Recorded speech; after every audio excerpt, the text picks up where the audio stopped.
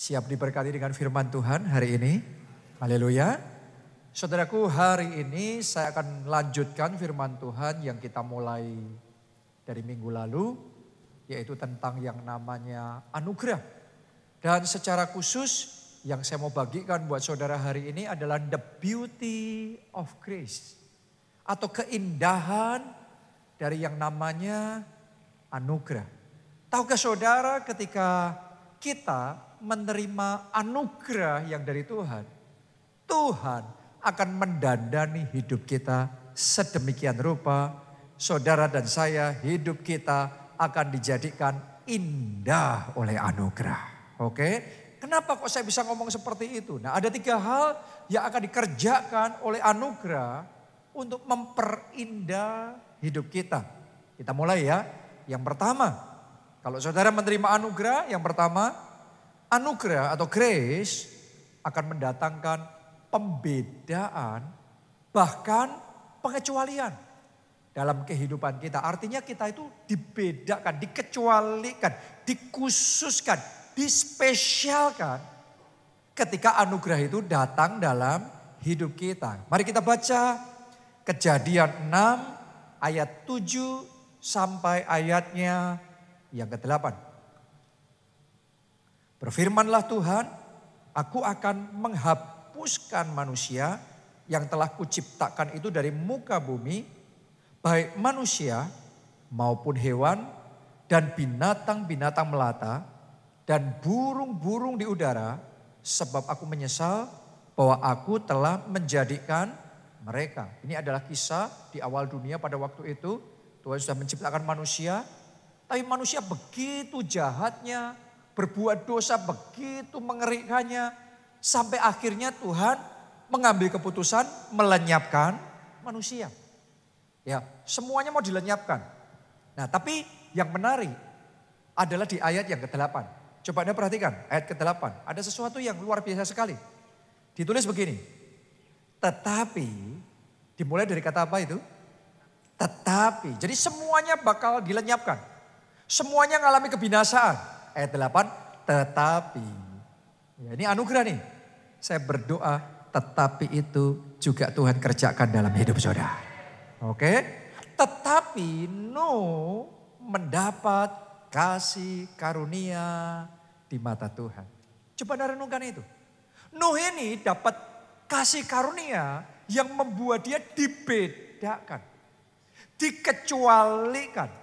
Bukan hanya dari teman-teman se-RT-nya. Bukan hanya dari teman-teman sekotanya. Tapi dari semua orang di seluruh dunia. Semuanya binasa, semuanya dilenyapkan. Tetapi karena Nuh terima anugerah, kasih karunia yang dari Tuhan. Dia dan seisi keluarganya diselamatkan. Oh, saya berdoa anugerah yang menyelamatkan seperti ini diberikan dalam hidup saudara. Oke, anugerah yang membedakan, mengecualikan, mengkhususkan, menspesialkan hidup kita. Saya percaya begini, Nuh dan keluarga bisa selamat bukan karena bahtera, tapi karena anugerah. Kenapa kok saya ngomong begitu?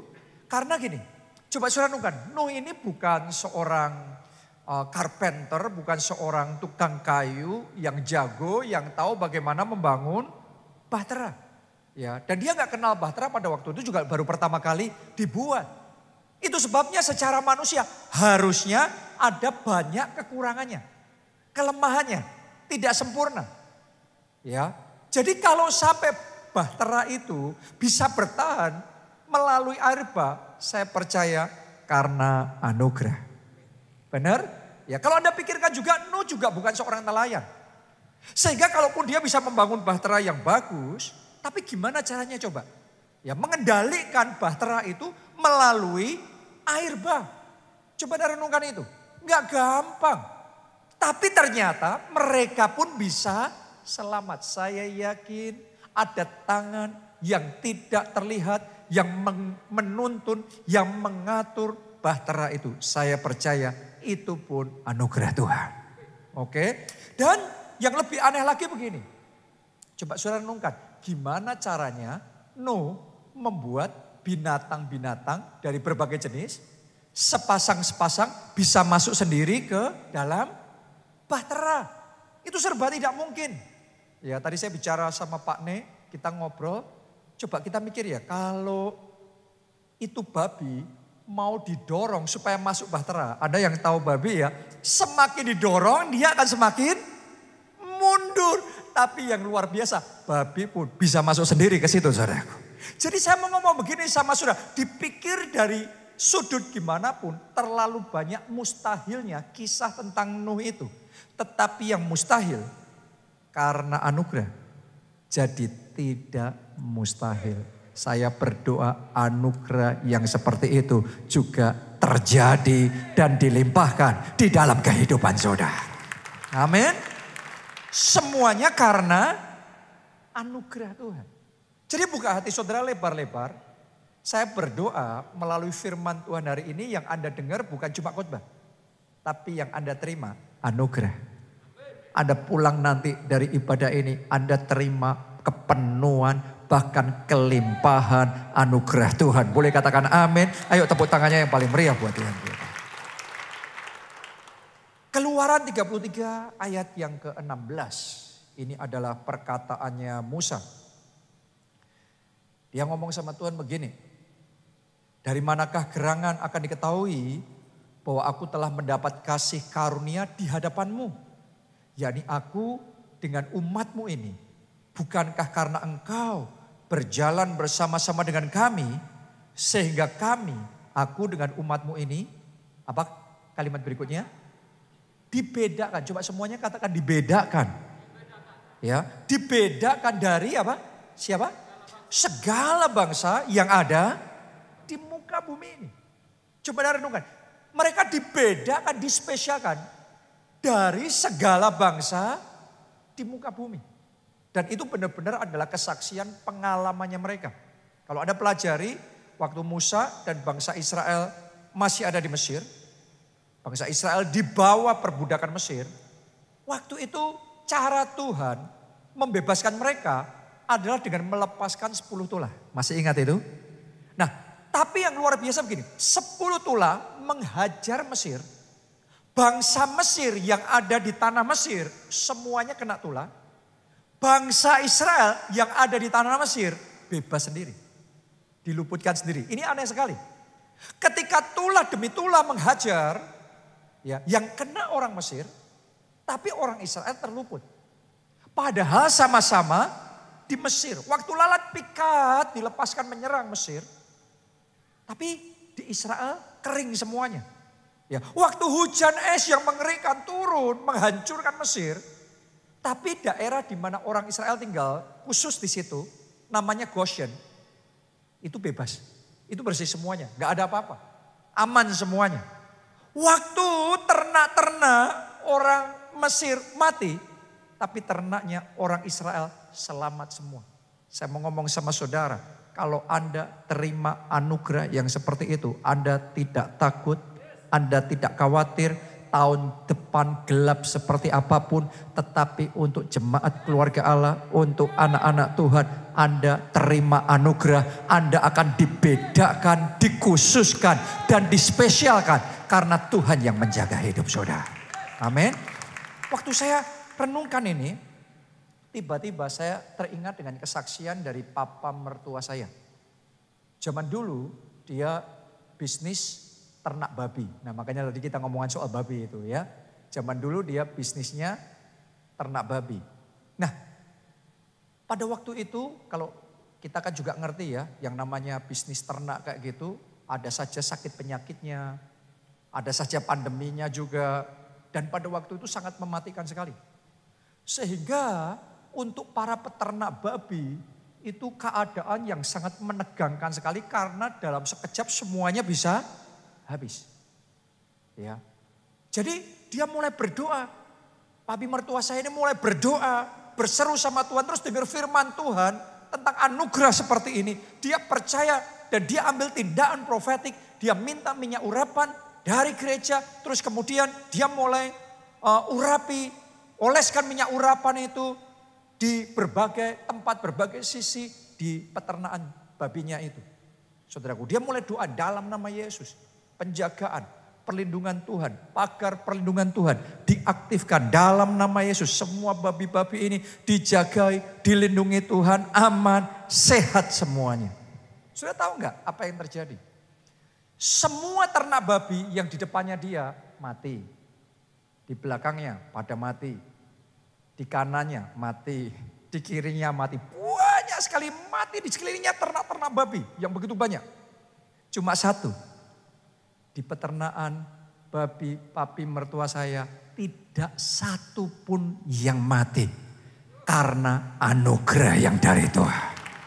Saya mau ngomong sama saudara, anugerah untuk membedakan, menspesialkan seperti itu. Masih tersedia sampai hari ini. Dan saya berdoa itu diimpartasikan untuk hidupmu, untuk keluargamu, untuk pekerjaanmu, untuk masa depanmu. Dispesialkan karena ada anugerah yang dari Tuhan.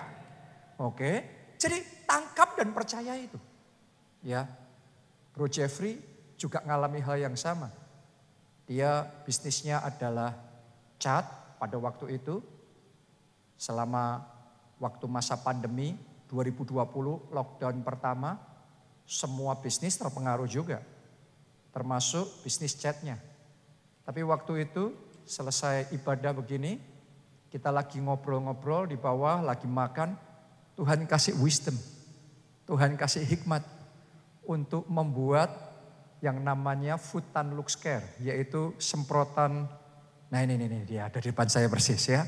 Semprotan disinfektan begini. Kita lagi makan tiba-tiba muncul ide seperti itu. Dan yang luar biasa sekalipun waktu itu bisnis catnya menurun. Tapi Futan Lux Care-nya malah meningkat dengan drastis sekali. Jadi di masa susah tapi ada anugerah yang membedakan, ada anugerah yang menspesialkan, ada anugerah yang memelihara. Saya berdoa sekali lagi dalam nama Yesus, terima anugerah itu atas hidup saudara.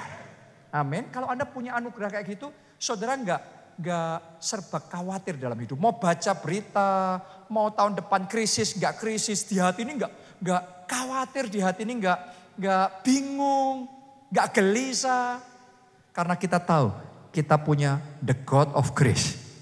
Tuhan sumber anugerah yang bisa mengecualikan, menspesialkan kehidupan kita. Anda percaya itu? Siapa yang percaya itu juga bisa terjadi untuk hidup saudara. Boleh lambaikan tangan tinggi-tinggi. Kita kasih tepuk tangan yang paling meriah buat Tuhan kita. Yang kedua, anugerah atau grace bisa membuat hidup kita penuh kuasa. Oke, jadi ada hubungan yang erat antara grace sama power. Antara anugerah dengan kuasa. Kita baca dulu aja ayatnya. 2 ayat ya. Yang pertama, Roma 5 ayat 17. Sebab jika oleh dosa satu orang, maut telah berkuasa oleh satu orang itu, maka lebih benar lagi mereka yang telah menerima kelimpahan apa? Kasih karunia dan anugerah kebenaran. Coba Anda renungkan. Mereka yang terima kelimpahan, kasih karunia dan anugerah kebenaran. Mari kita lihat. Kalau saudara terima grace, terima anugerah seperti itu, apa yang akan terjadi? Lihat. Akan hidup dan berkuasa. Coba semuanya katakan hidup dan berkuasa. 2, 3. Oke, saya baca dulu ya. Hidup dan berkuasa oleh karena satu orang itu, yaitu Yesus Kristus. Jadi kalau Anda terima anugerah, maka anugerah itu membuka pintu buat saudara untuk punya kehidupan yang penuh dengan kuasa. Ditulis sana, hidup dan berkuasa. Jangan cuma hidup terus bertahan aja. Jangan cuma hidup tapi terus menderita terus, di bawah terus. No, ada anugerah yang bisa membawa hidup saudara hidup dan berkuasa. Bukankah itu yang dialami oleh bangsa Israel? Benar mereka punya Tuhan. Waktu mereka di perbudakan Mesir, ditindas, dibawa, dianiaya, mereka tetap punya Tuhan. Tapi begitu mereka terima anugerah, maka perbudakan dihancurkan. Saya berdoa perbudakan yang membuat Anda menderita, yang membuat Anda tetap di bawah, saat ini dihancurkan.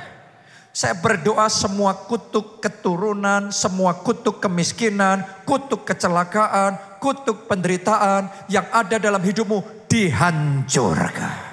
Amin. Karena ketika Tuhan memberikan anugerah itu, kutuk terlepas, perbudakan dihancurkan. Mereka dimerdekakan dan bahkan mereka bisa menguasai tanah perjanjian. Tadinya dikuasai, sekarang menguasai. Tadinya budak, sekarang mereka take over tanah Kanaan, tanah perjanjian. Mereka hidup dan berkuasa. Jadi kalau kita sekarang masih ada dalam posisi seperti bangsa Israel waktu di Mesir, hari ini terima anugerah yang dari Tuhan. Anugerah yang membuat Anda hidup dan berkuasa. Boleh katakan amin. Kita kasih tepuk tangan yang paling meriah buat Tuhan kita. Ayat yang kedua kita lihat. Mari kita bandingkan Kisah 4 ayat 33. Dan dengan apa? Kuasa yang besar. Berarti kuasa itu ada limitationnya. Ada takarannya. Kalau Anda cuma punya powernya kecil, gimana caranya berkuasa? Berkuasa hanya bisa kalau powernya besar. Dalam keuangan aja juga kayak gitu. Dalam political power aja juga kayak gitu. Dalam segala bentuk dimensi power, spiritual power. Itu juga kayak gitu.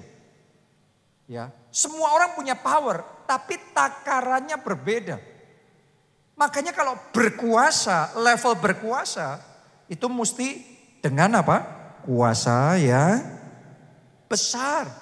Rasul-rasul memberi kesaksian tentang kebangkitan Tuhan Yesus. Jadi mereka bersaksi dengan kuasa yang besar.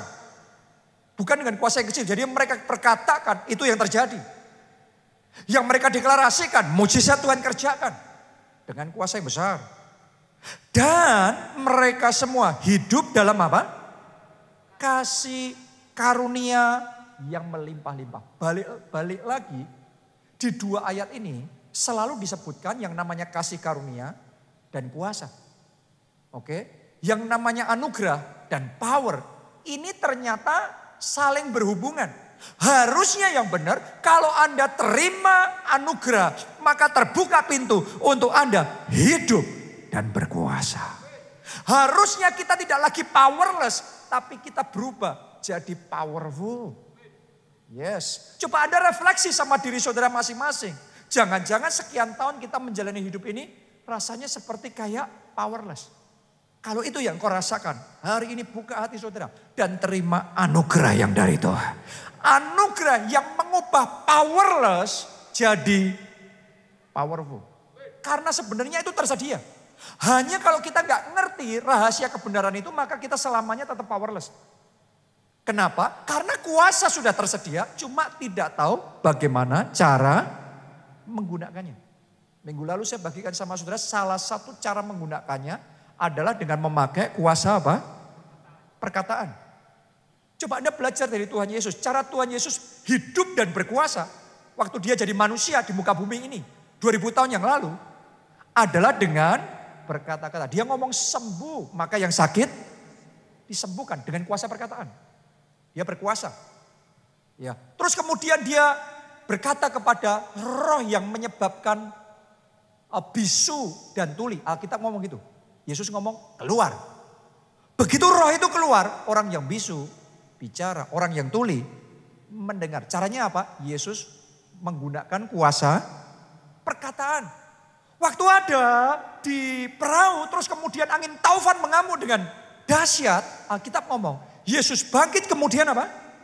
Menghardi angin itu dan sekonyong-konyong angin itu menjadi reda, danau itu menjadi teduh sekali. Jadi Yesus memakai perkataannya untuk berkuasa.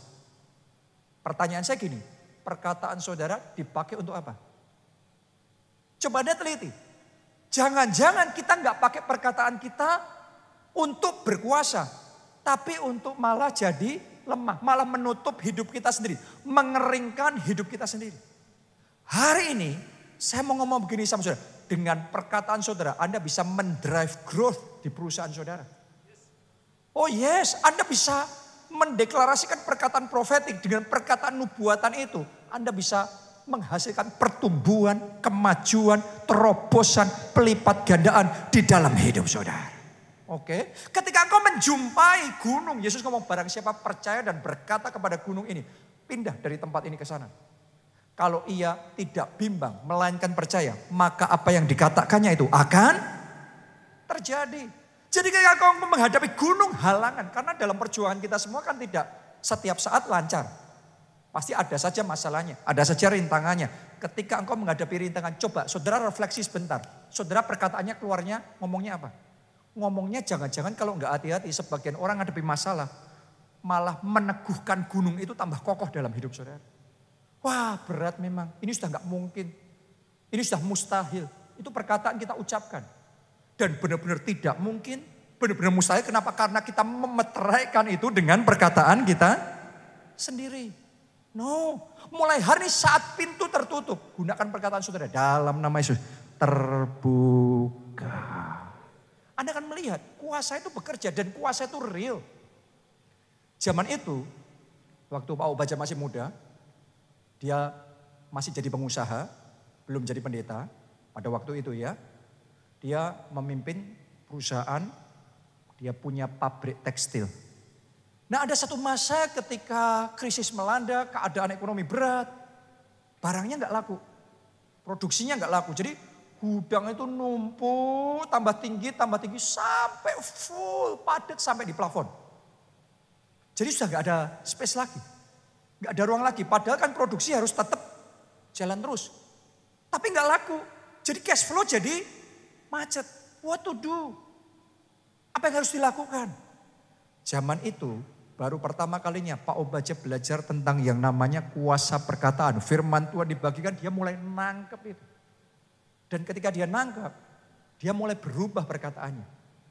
Tadinya waktu nggak laku, ngomongnya wah nggak laku. Sekarang ekonomi susah.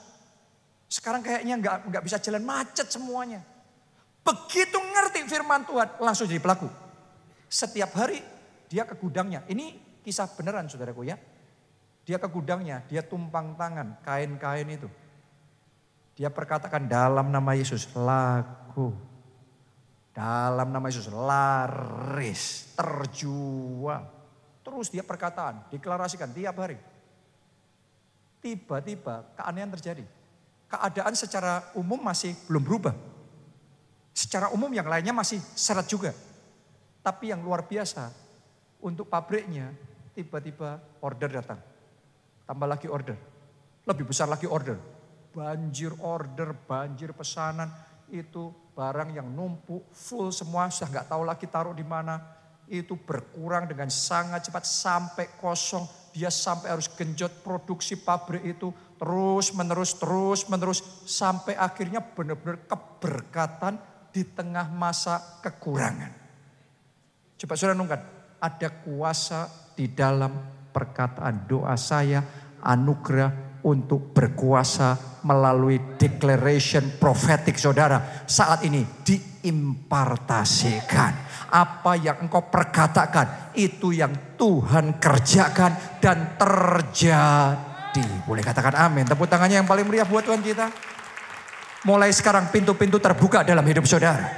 Mulai sekarang sekalipun dunia dalam kegelapan, Anda gak khawatir. Engkau tetap tersenyum, hatimu tetap damai, ada sukacita karena anugerah Tuhan menyertai senantiasa. Kita kasih tepuk tangannya yang boleh paling meriah buat Tuhan kita. Haleluya.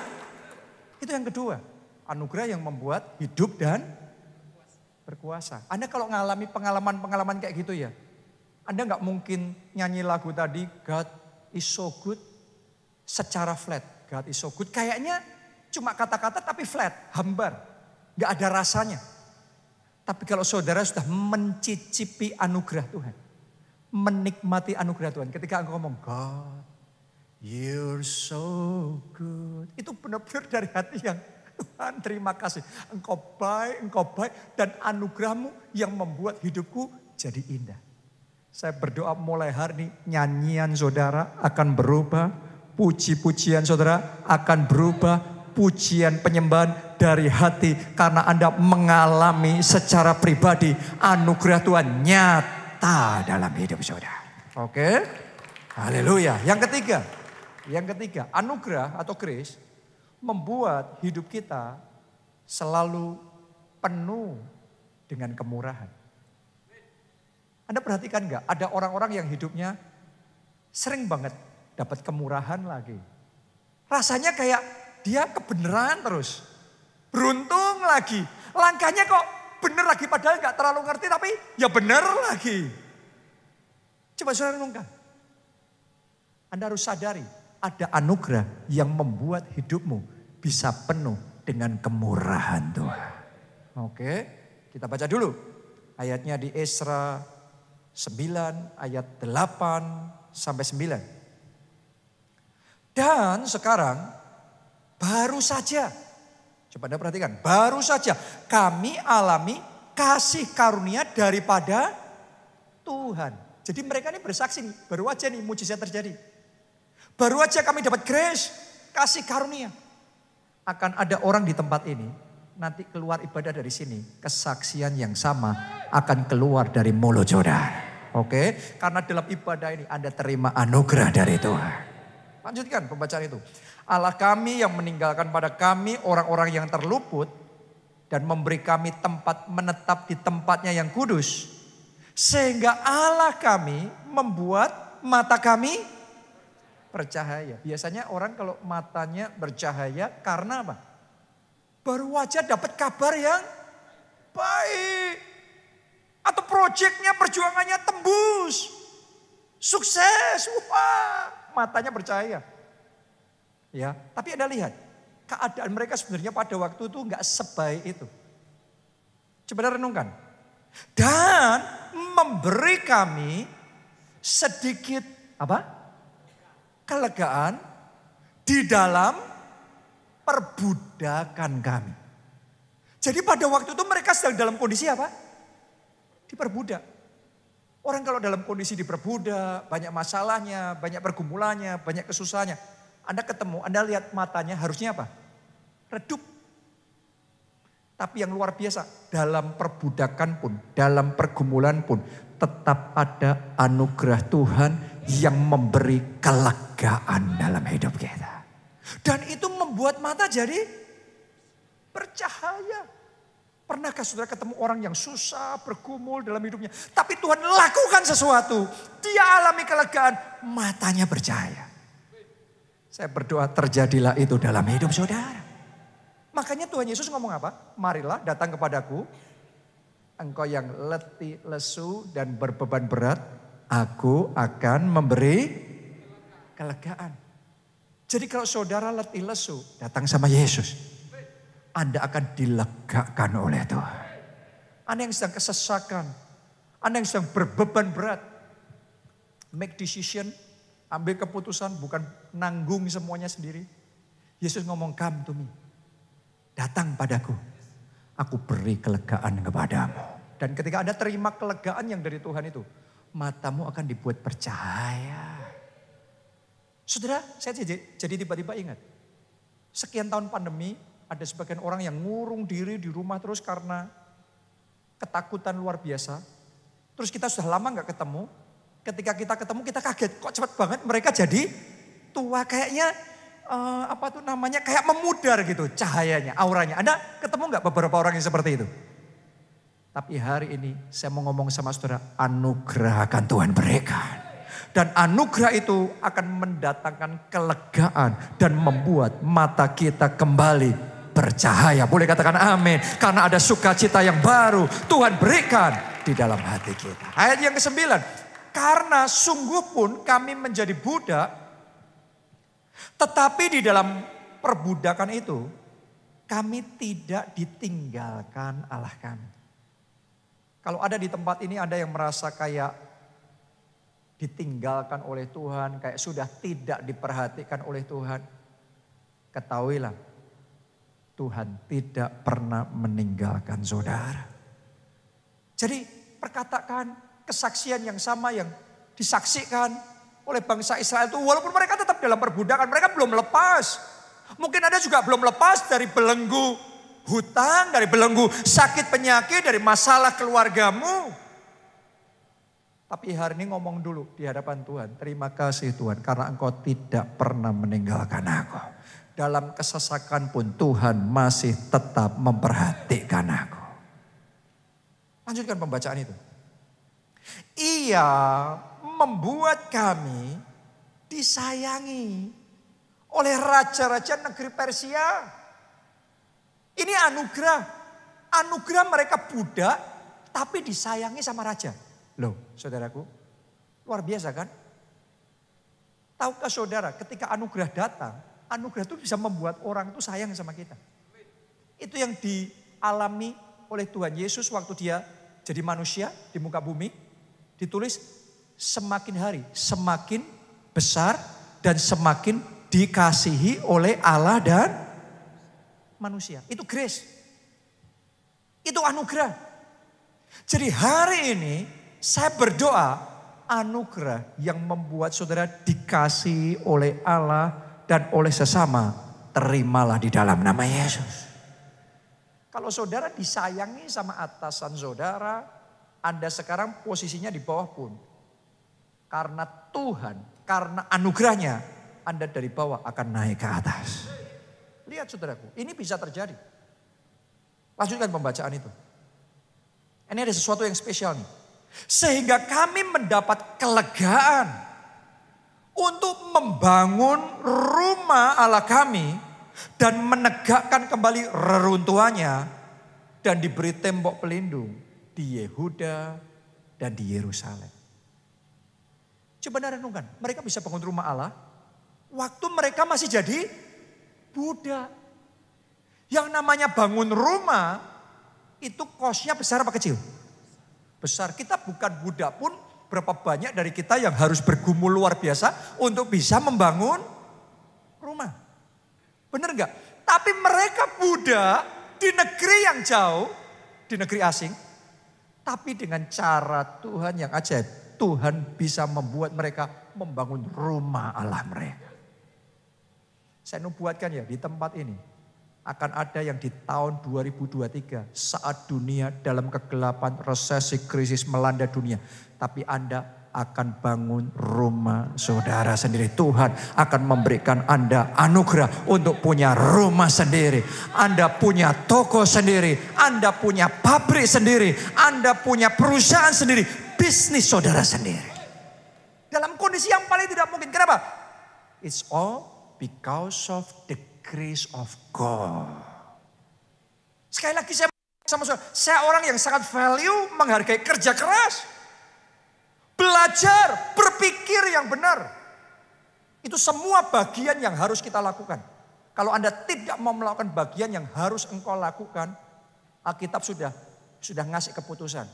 Orang malas tidak usah makan. Jadi Anda percuma berharap anugerah-anugerah kalau kita malas. Lakukan bagian saudara, maka Tuhan akan mengerjakan bagiannya. Anda harus kerja keras. Anda harus belajar sungguh-sungguh, harus networking. Anda harus berpikir dengan benar. Tapi jangan cuma itu, jangan berhenti di situ. Berserahlah di dalam anugerahnya. Karena anugerahnya bisa membawa saudara ke tempat-tempat yang melampaui pikiran dan bayangan saudara. Tuhan akan kerjakan karena anugerahnya. Boleh katakan amin, tepuk tangannya yang paling meriah buat Tuhan kita. Haleluya. Mau terima kemurahan Tuhan yang seperti itu, kelegaan yang seperti itu, anugerah yang seperti itu. Tahukah sudah kemurahan Tuhan itu bisa kita terima ketika kita menghadapi pergumulan ya. Masalah dalam hidup kita biasanya dua cara. Yang satu, masalah yang kita hadapi diselesaikan sama Tuhan. Langsung selesai. Ya, tapi ada cara kedua juga.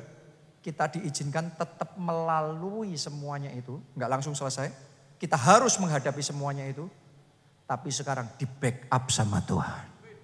Dikasih kekuatan sama Tuhan. Dan yang manapun yang Tuhan izinkan Anda alami, semuanya untuk kebaikan kita. Akan ada di tempat ini Hari ini juga masalah saudara selesai. Hari ini juga sakit penyakit saudara sembuh. Hari ini juga pernikahan saudara dipulihkan. Jadi Tuhan bisa kerjakan begitu saja. Karena Allah kita berkuasa. Tapi ada sebagian dari kita tetap harus menghadapi, melalui masalah itu. Ya, bedanya saat kita melalui itu, Tuhan menyertai kita. Ada anugerah yang akan memberi kita kelegaan, kemurahan. Seperti bangsa Israel tadi. Perbudakannya nggak langsung dibebaskan. Diizinkan melalui itu. Tapi ada kemurahan Tuhan, ada kelegaan yang dari Tuhan, penghiburan yang dari Tuhan. Saya sendiri dalam hidup saya ngalami dua dimensi ini. Dalam perjalanan kehidupan saya, ada hal-hal kalau saya doa sama Tuhan, bahkan belum sempat doa, belum sempat ngomong, Tuhan sudah bekerja, mujizat sudah terjadi. Itu Tuhan kita. Dan itu sering saya alami. Tapi saya juga mesti ngomong sama saudara, ada situasi-situasi di mana saya mau doa kayak gimana pun, puasa kayak gimana pun, nengking-nengking seperti apapun, seolah-olah gunung besar itu tidak mau minggir, tetap saja kokohnya luar biasa di sana. Tapi ternyata melalui semuanya itu, ketika saya diizinkan, melalui semuanya itu, semata-mata untuk mendatangkan kebaikan dalam hidup saya. Saya masih ingat waktu saya merintis gereja di Jogja, memimpin gereja di Jogja. Saya mau ngomong begini sama saudara. Sekarang saya mengembalakan di Jakarta. Sebenarnya buat saya ya, jauh lebih susah waktu di Jogja daripada waktu di Jakarta. Kenapa saya ngomong gitu? Karena waktu di Jogja saya masih sangat muda, belum pengalaman, belum ngerti ini, belum ngerti itu. Kapasitasnya belum terbentuk. Jadi saya ngadepin yang namanya fitnah, ngadepin yang namanya gosip, ngadepin yang namanya pertikaian, ngadepin yang namanya konflik. Ngadepin yang namanya berita buruk, terus menerus. Dan itu gak mudah buat saya. Gak gampang buat saya. Saya mau berseru sama Tuhan seperti apapun, ya itu terus saja terjadi. Tapi ternyata Tuhan izinkan. Justru saat saya terdesak kayak gitu, saya belajar bergantung sama Tuhan. Saya tanya sama saudara jujur, Anda belajar bergantung sama Tuhan saat terdesak atau saat menang terus? Maju terus? Kalau maju terus ngapain bergantung sama Tuhan? Jujur sebagian dari kita ke gereja juga karena kita sadar kita tidak mampu sendiri, kita butuh Tuhan. Benar? Jadi kalau nggak diizinkan ngalami itu, jangan-jangan Anda secara materi, secara dunia kayaknya hebat, sukses, tapi Anda kehilangan keselamatan. Justru diizinkan. Anda datang mencari Tuhan, engkau terima yang lebih berharga. Engkau terima anugerah keselamatan dari Tuhan. Dan Anda belajar bergantung sama Tuhan. Saya dulu juga ngalami hal yang sama. Karena belum terbentuk ya tahan ujinya. Jadi kalau dengar berita buruk langsung dek di hati. Nanti dengar berita buruk lagi dek lagi di hati, down hati. Orang Perancis ngomong teratapan, saudara. Ya. Jadi kayak kayak tegang terus nanti ada berita buruk apa lagi. Jangan-jangan saudara juga ngalami kayak saya dulu. Tapi ternyata melalui semua proses itu, karena pertama dek terus, waduh, apalagi nanti, apalagi. Tapi karena tiap hari diberondong kayak gitu terus, lama-lama kebal juga. Iya kan? Kayak kemarin pandemi, divaksin, lama-lama jadi muncul kekebalan tubuhnya, imunitasnya. Jadi bisa jadi yang Anda alami sekarang ini adalah vaksin dari atas untuk membuat saudara kebal terhadap berita-berita negatif, berita-berita yang jelek, sehingga saudara hanya fokus mendengar berita-berita surgawi, firman Tuhan yang memberi kekuatan dan mendatangkan kemenangan dalam hidup kita. Karena sudah latihannya kayak gitu terus, sekarang mau dengar berita apa, mau pandemi, mau resesi, mau krisis, no problem. 2023 krisis karena kita selalu punya Kristus yang selalu menyertai dan mengasihi kita. Tepuk tangan buat Kristus yang luar biasa, yang tidak pernah meninggalkan kita. Dan semuanya itu saya alami, semua itu saya terima karena Tuhan izinkan saya melalui masalah. Jadi ketika ada konflik di gereja, bukan Tuhan nyelesain konflik, tiba-tiba nggak ada konflik. Tapi diizinkan konflik terjadi supaya saya belajar, saya matang dan belajar. Gimana menyelesaikan masalah. Jadi sekarang ketika timbul masalah ya sudah no problem. Karena kita sudah terlalu sering makanan sehari-hari isinya nyelesain masalah. Justru itulah seorang pemimpin saat yang lain sudah nggak tahu nyelesain masalah. Baru nyampe pemimpin, kita selesaiin masalah. Ya tiap hari isinya nyelesain masalah gitu. Orang lain menghindari konflik, ya kita menyelesaikan konflik. Dari situ Tuhan bawa ngalami terobosan. Coba renungkan itu. Ya, dulu sedikit-sedikit wah gampang menyerah, wah gampang putus asa. Mau tinggalkan semua perintisan gereja. Tapi sekarang melalui persoalan, melalui tantangan, tetap teguh, tetap kuat, tahan uji. Itu semua nggak muncul begitu saja. Itu divaksin terus tadi itu. Itu semua karena diizinkan mengalami masalah demi masalah. Sehingga akhirnya melalui masalah itu inner strength kita muncul. Kekuatan kita jadi muncul. Melalui masalah. Ada orang-orang di tempat ini, Anda sedang melalui masalah. Anda kepengennya cepat berhenti masalahnya. Tuhan belum selesai sama saudara. Kenapa? Karena di depan saudara nanti Tuhan sedang siapkan rencana yang sangat besar. Yang sekarang belum terpikirkan di dalam benak saudara. Tapi dia akan nyatakan kemuliaannya yang besar di dalam hidup saudara. Boleh katakan amin, tepuk tangan yang meriah buat Tuhan kita. Haleluya. That is the grace of God. Siapa mau terima anugerah Tuhan itu? Kuncinya cepat meresponi anugerah. Tuhan ngomong apa, cepat respon. Kenapa? Ada yang namanya moment of grace. Moment of grace itu waktu perkenanan Tuhan. Ini kayak windows of opportunity. Ini jendela kesempatannya. Selama Anda ngeresponinya Tuhan, taatnya sama Tuhan di dalam jendela kesempatannya Tuhan ini. Waktu perkenanannya Tuhan ini, moment of grace ini, Anda dapat anugerah Tuhan. Tapi kalau momennya sudah lewat, Anda baru respon, terlambat, Anda kehilangan. Nggak dapat. Itu pengalaman bangsa Israel generasi pertama. Di bawah pimpinan Musa. Generasi yang keluar dari perbudakan Mesir. Tuhan sudah bawa mereka dengan tangannya yang kuat. Tuhan hajar Mesir. Tuhan tunjukkan kuasa. Lihat nih, Mesir yang super power di dunia aku luluh lantakan. Aku bawa kamu keluar dari Mesir.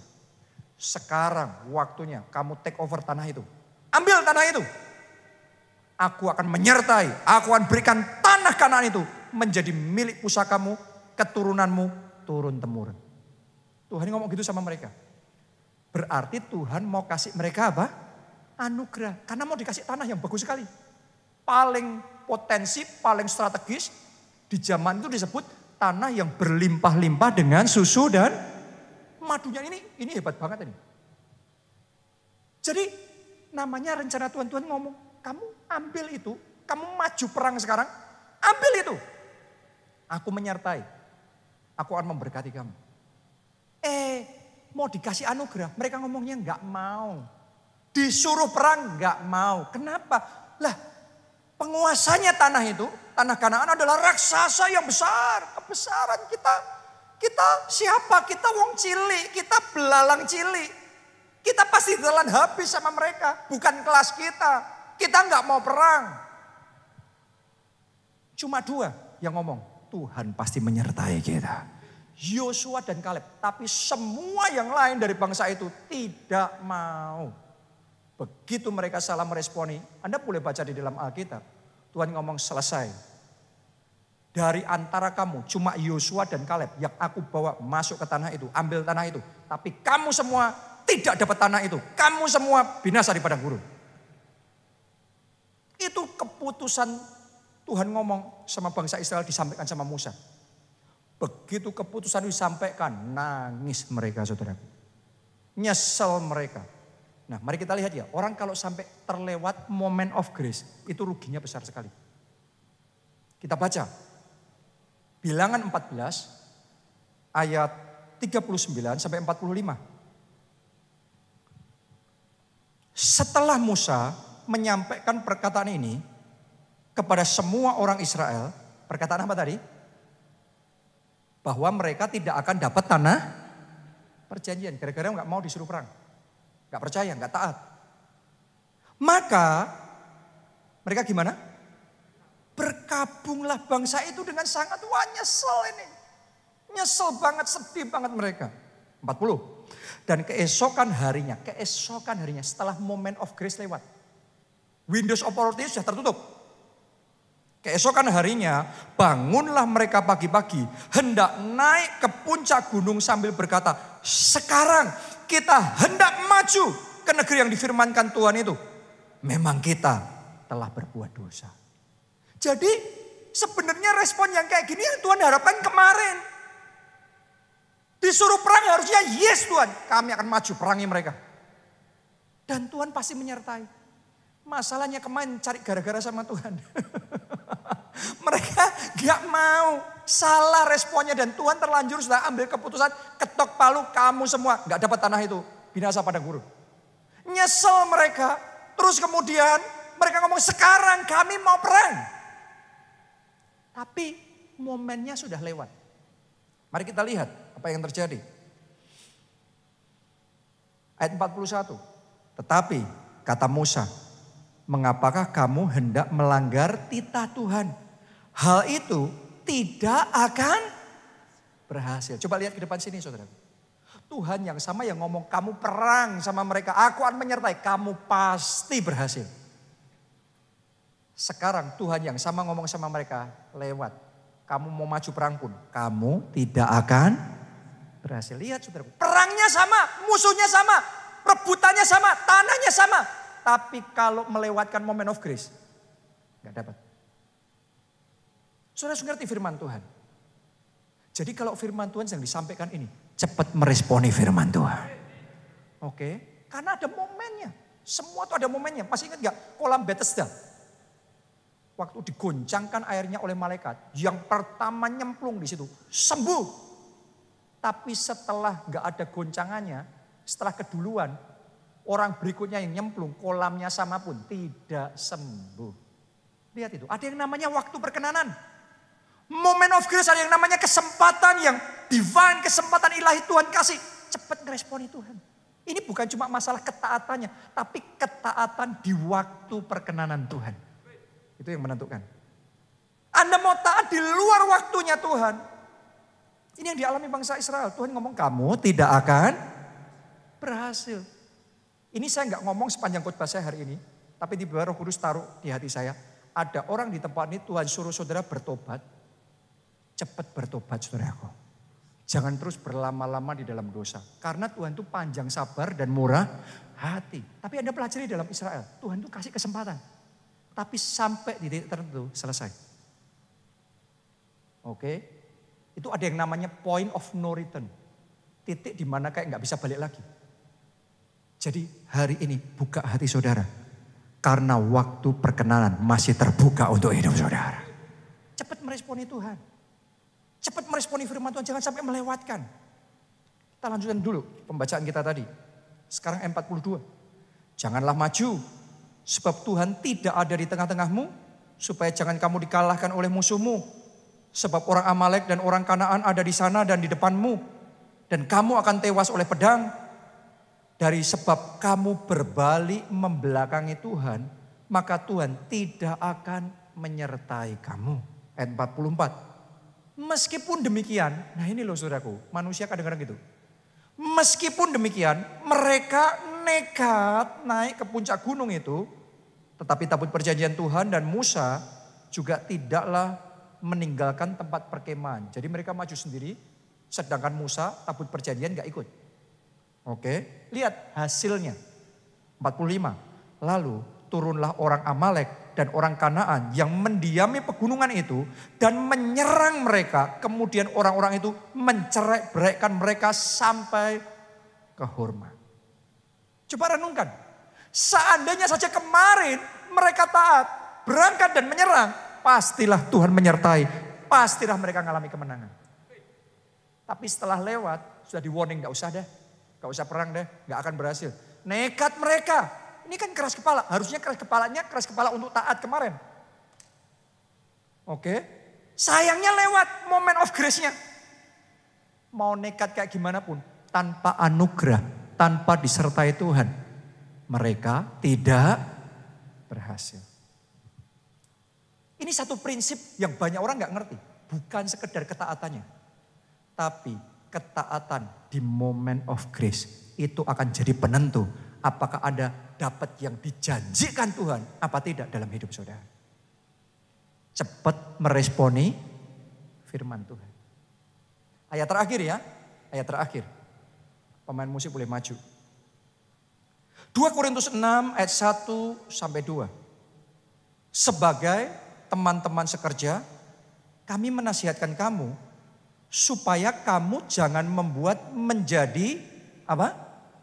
Sia-sia kasih karunia Allah. Jadi Allah mau ngasih kasih karunia, ingat loh. Respon kita bisa membuat kasih karunia yang Allah mau berikan menjadi sia-sia. Bukan Allah nggak mau kasih karunia. Tapi respon yang salah atau respon yang terlambat bisa membuat sia-sia kasih karunia Tuhan. Lanjutin. Yang telah kamu terima, ayat 2. Sebab Allah berfirman, pada waktu aku berkenan, aku akan mendengarkan engkau. Wow, pada waktu kapan? Pada waktu aku berkenan, itu moment of grace. Jadi gak serampangan. Tuhan punya waktunya Tuhan. Anda harus berjalan sama Tuhan itu ngerti waktunya Tuhan. Tuhan ngomong pada waktu aku berkenan, aku akan mendengarkan engkau. Lanjutkan. Dan pada hari aku menyelamatkan, aku akan menolong engkau. Kapan itu waktunya? Saya yakin ayat ini tidak dibacakan serampangan, tapi hari ini ayat ini dipilih oleh Roh Kudus, dibacakan buat saudara dan saya. Tolong terima ini dengan baik-baik, biarlah ini jadi rema buat hidup saudara. Anda siap? Sesungguhnya.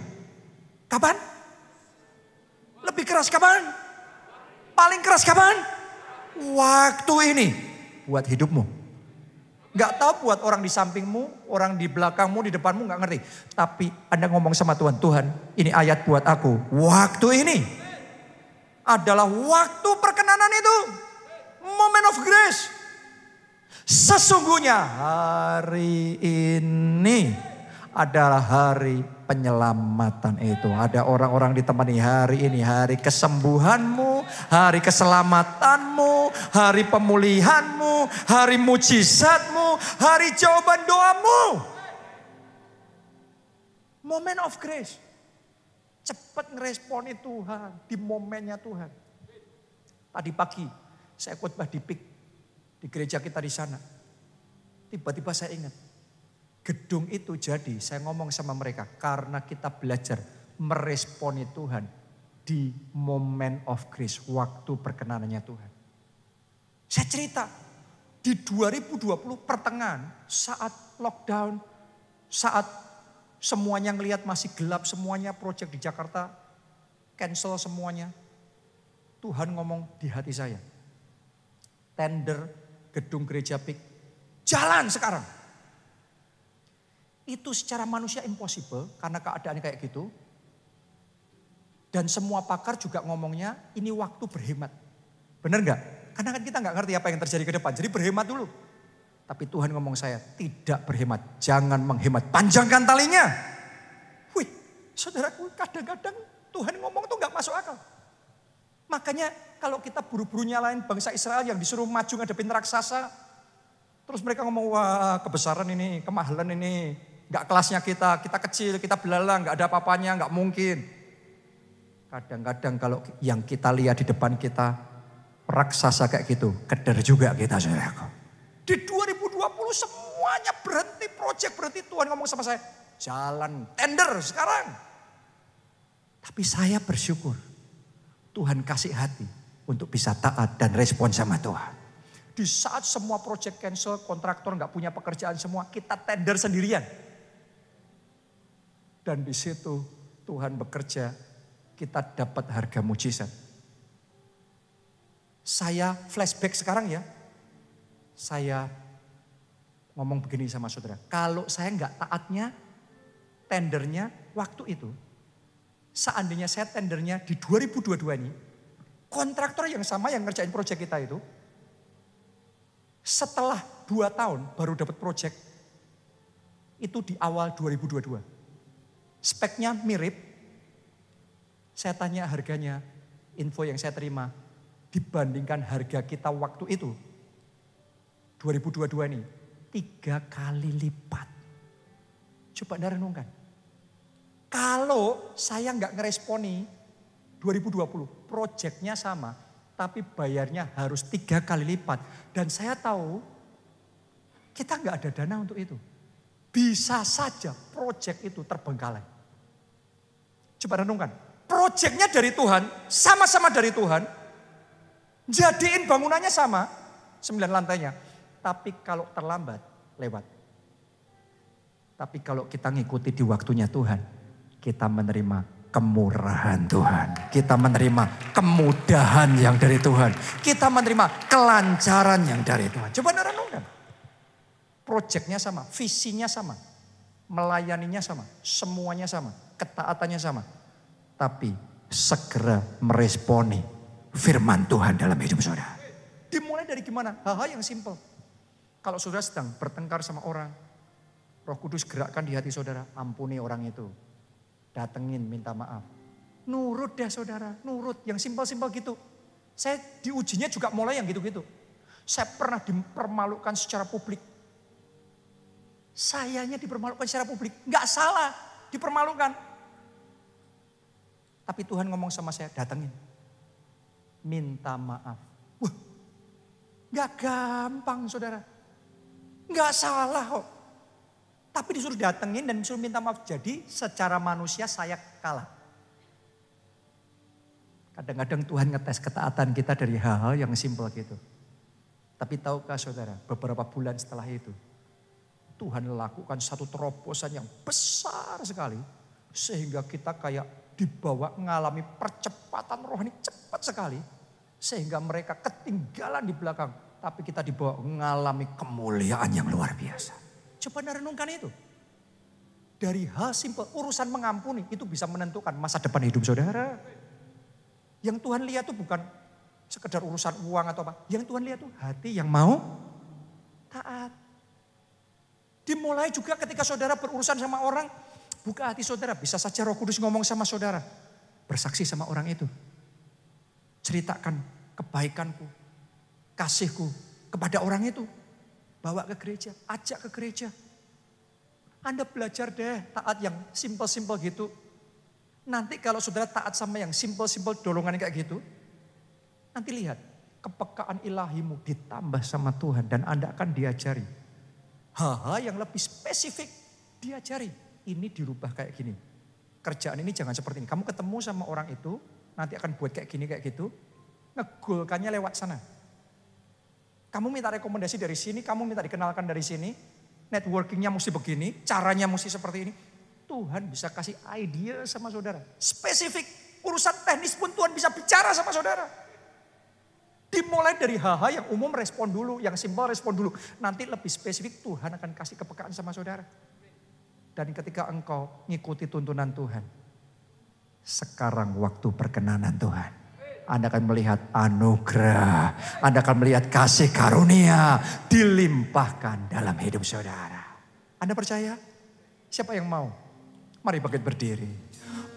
Berhembuslah, oh Roh Kudus, pulihkan setiap hati yang terbuka bagimu. Nyatakanlah, oh Roh Kudus, kuasa-Mu atas kami. Mari angkat dua tanganmu, katakan. Berhembuslah, oh Roh Kudus, pulihkan setiap hati yang terbuka bagimu. Nyatakanlah, oh Roh Kudus, kuasa-Mu atas kami. Berhembuslah, penuhi hati. Tahukah saudara, kalau angin Roh Kudus berhembus, yang dia bawa adalah anugerah. Angin Roh Kudus berhembus dalam hidup saudara, Anda akan menerima kasih karunia yang dari Tuhan. Dan satu hal yang perlu Anda responi. Pertama, karena ini moment of grace, ini waktu perkenanan. Jangan lewatkan. Anda perlu terima Yesus sebagai Tuhan dan Juru Selamat. Kenapa? Because He is the God of grace. Kalau saudara mau mengalami anugerah, Anda harus terima Allah sumber anugerah itu. Maka Anda akan terima pengampunan dosa, bahkan anugerah keselamatan. Anda yang belum menerima Yesus sebagai Tuhan dan Juru Selamat, this is your time. Ini waktu saudara. Mari angkat tangan saudara, ikuti doa ini. Tuhan Yesus, masuklah dalam hatiku. Jadi Tuhan dan Juru Selamatku. Ampuni dosa-dosaku. Selamatkan aku. Berikan anugerah-Mu dalam hidupku. Mulai sekarang, hidupku milik Tuhan Yesus. Aku mau melayani Yesus. Mengiring Yesus. Seumur hidupku. Terima kasih Tuhan. Amin. Yang kedua, saya mau berdoa supaya saudara diberikan kepekaan ilahi. Untuk Anda bisa mengikuti tuntunan Tuhan. Karena banyak orang yang merasa, gimana ya caranya mengikuti tuntunan Tuhan? Saya mau berdoa, anugerah pertama yang Tuhan kasih sama saudara adalah anugerah Anda bisa menangkap tuntunan yang dari Tuhan. Yang mau, mari angkat dua tangan saudara. Angkat suara saudara. Berdoa, katakan Tuhan Yesus, berikan aku kepekaan ilahi untuk menangkap pesan yang dari Tuhan. Untuk mendengarkan tuntunan Tuhan itu. Mari semuanya berdoa, Minta sama Tuhan supaya Anda diberi kepekaan untuk menangkap signal Roh Kudus. Supaya Anda diberi kepekaan bisa merasakan dorongan-dorongan roh. Dorongan-dorongan dari Roh Kudus di dalam hati itu Anda bisa rasakan. Supaya Anda bisa merasakan kemantapan yang dari atas, damai sejahtera, yang itu jadi signal Tuhan untuk ngasih lampu hijau buat saudara. Atau Tuhan ngasih saudara lampu merah yang memberi warning supaya Anda tidak melanjutkan. Minta saudara, kepekaan itu minta. Tuhan, beri aku kepekaan. Beri aku kepekaan. Beri aku kepekaan ilahi untuk mendengar dan mengikuti tuntunan-Mu dalam hidupku. Dalam keluarga, dalam pekerjaan, dalam pelayanan, dalam kesehatan. Beri aku tuntunan. Dalam pernikahan, supaya pernikahanku ini jadi baik. Hubunganku dengan pasanganku jadi baik. Supaya anak-anakku ada di jalan Tuhan. Oh, beri aku Tuhan kepekaan ilahi. Beri aku kepekaan ilahi. Yang terakhir, saya mau berdoa supaya anugerah yang memperindah hidupmu itu diberikan Tuhan. Karena kalau engkau terima anugerah Tuhan, Tuhan yang akan membuat hidupmu menjadi megah. Tuhan yang akan mendandani Anda sedemikian rupa dan memahkotai saudara dengan kemuliaannya, dengan kemurahannya. Sehingga ketika engkau berkata, God, you're so good. Tuhan, engkau baik. Itu perkataan yang keluar dari hati. Karena engkau sungguh merasakan kebaikan-kebaikan Tuhan yang engkau alami secara pribadi dalam hidupmu. Mari angkat dua tangan saudara yang bisa bahasa roh. Saudara doa dalam bahasa roh. Yang belum, saudara doa dalam bahasa Indonesia. Oh, ralapasya, ralapasya, ralapa. In the name of Jesus. Di dalam nama Tuhan Yesus, anugerah yang membuat hidupmu dibedakan, dikecualikan, dan dispesialkan. Sekarang terima dalam hidup saudara. Terima.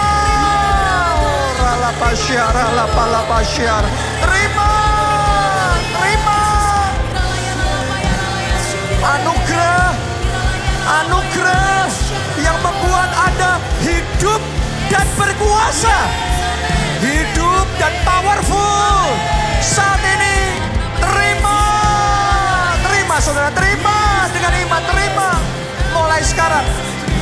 powerless diubah menjadi powerful. Powerful dibuat lebih powerful lagi. Oralah pasyaralah, terima anugerah ini. Anugerah yang mendatangkan kemurahan demi kemurahan, keberuntungan demi keberuntungan. Terjadi.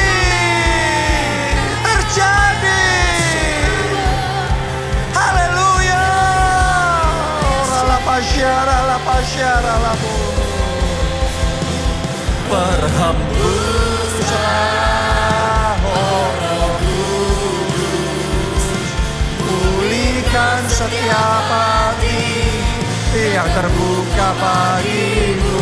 Nyatakanlah Roh Kudus, kuasa-Mu atas kami. Berhembus. Yang terakhir, mari katakan berhembuslah Roh Kudus, pulihkan setiap hati yang terbuka bagimu.